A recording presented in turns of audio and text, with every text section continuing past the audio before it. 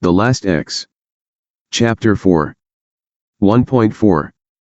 By the time Chen Yu walked into the faculty room, most of the teachers were already at their desks, including Lu Yao. Next to the cubicle he'd woken up in yesterday, the female lead sat anxiously looking around for him. Finally seeing the boy, she let down her heart and quickly put on a smile. "Xiaoli, you're a bit late today, ah." She greeted in a warm manner. Chen Yu had already finished evaluating this woman. To put his assessment into one word, mediocre. In 2 words, absolutely mediocre. Lu Yao could have been quite attractive, but every feature was slightly off, combining to form a superbly plain impression. Her pale skin appeared not creamy but waxy, her lips crudely thick instead of plump, her raised nose pug-like rather than delicately upturned. In contrast, all of Shaoli's features were perfectly exquisite to begin with. After being washed and dressed by Chen Yu, he simply glowed. Chen Yu sighed. Really don't know how these protagonists are made, ah. Admittedly, he was biased against her, but so what? In the original plot, Lu Yao's supporters had prevented Shaoli from finding a job by spreading rumors about his viciousness, and he had only been able to play music on the streets for a living until he was killed in a hit-and-run crash. Chen Yu was almost certain that Shaoli's death was orchestrated by Lu Yao, but he hadn't yet searched for the cause of her resentment. Considering all that this body's original owner had suffered at this woman's hands, Chen Yu felt that silently criticizing her was nothing. He would soon make sure to reveal her ugliness to the world. Still, having such a bland face was really too unfortunate. Shaking his head pityingly in his heart, Chen Yu showed a fearful expression and his glittering eyes formed a layer of tears. He whispered hoarsely just loud enough that everyone around them could hear, "Oh, I apologize Miss Lu, please forgive me. I didn't mean to, really, I'm sorry, I won't do it again." Faced with this cringing response, Lu Yao was dumbfounded and momentarily couldn't react. Shaoli was usually quiet and obedient, but he'd never acted so frightened before. Seeing Shaoli so sincerely and repeatedly offering apologies to no effect, the teachers around the two started commenting amongst themselves, gossiping, "What late, isn't it still 5 minutes until 8 o'clock, why's Teacher Lu making trouble for the child?" Another added on, "And doesn't she usually come in right on time herself?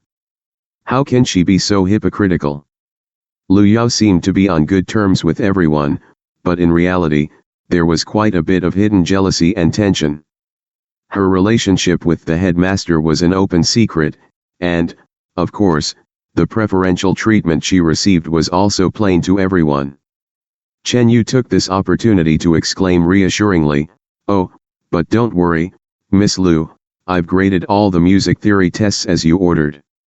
Saying so, he unzipped his backpack and began to pull out pile after pile of paper, anxiously explaining, "I couldn't finish with them before the school closed, so I took them home to finish.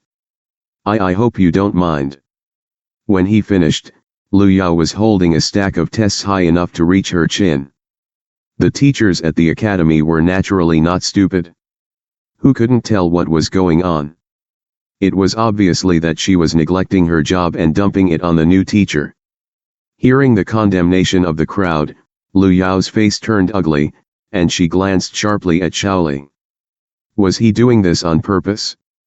It was indeed wrong of her to ask him to mark all the tests, but surely he could have told her privately if it was too much.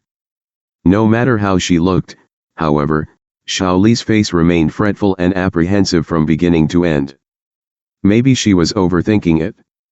Curving her mouth somewhat stiffly, she soothed, "Of course it's all right, I should thank you instead.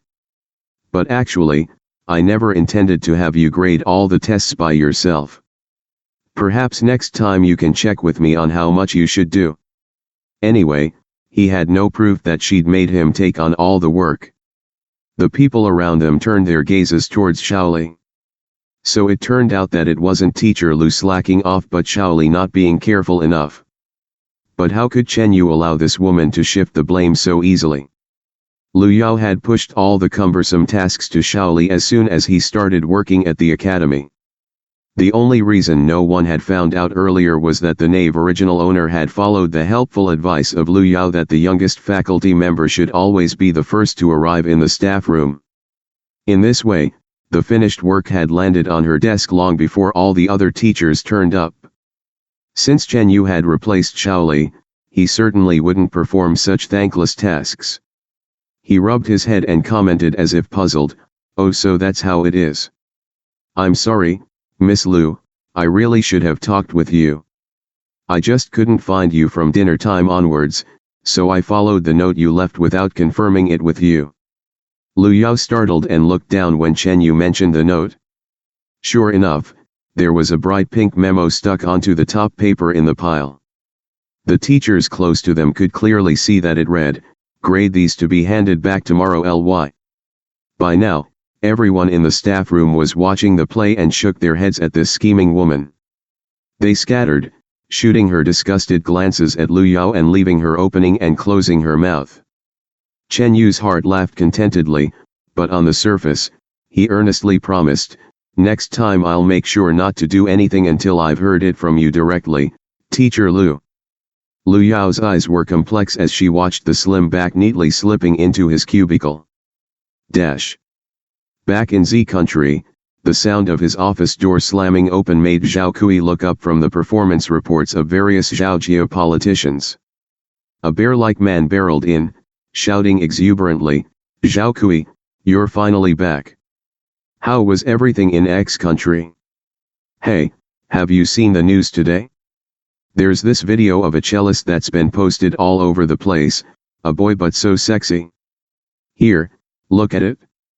Finally taking a breath, Zhao Kui's childhood friend and assistant Mingwu shoved a phone in front of Zhao Kui's face. Zhao Kui smiled coldly, prepared to blast him with his usual chillingly polite words, but he froze when he saw the delicate figure on the screen. Although the musician wore a face mask, Zhao Kui recognized the bright eyes set off by a distinctive mole as those of the shy young teacher he'd met at the academy. But unlike his normal gentle and introverted demeanor, the musician was bold and overflowing with emotions. The last note of Chen Yu's performance rang out in the quiet space. "Xiao xiao." Zhao Kui rolled the taste of his name on his tongue, unconsciously rubbing his hand from palm to fingertips in the same way the youth had touched him. What a curious gap. Zhao Kui, who had never held much interest in the arts, wondered, was music typically so transformative? In fact, he hadn't had much of an impression of the seemingly weak young man, but he was somewhat intrigued now. Staring at his perpetually indifferent friend's unusual reaction, Mingwu needled, "He's really seductive, right? No one's found out who he is yet. But it looks like you've met? Is his name Xiao? Can you introduce me?" Zhao Kui woke up at this barrage of questions and quickly sent the video to himself while deleting it from Mingwu's downloaded files. I've briefly spoken with him before. X country should be fine for a while." Then he lightly glanced up, as if asking why Mingwu was still here. At Zhao Kui's complete and nonchalant dismissal, Mingwu could only cry in his heart. He really wondered if the fact that he voluntarily visited Zhao Kui was an indication that he had tendencies. Unable to say anything more, Mingwu pathetically shuffled out, and Zhao Kui's eyes flashed a hint of laughter before turning back to the reports he'd been reading.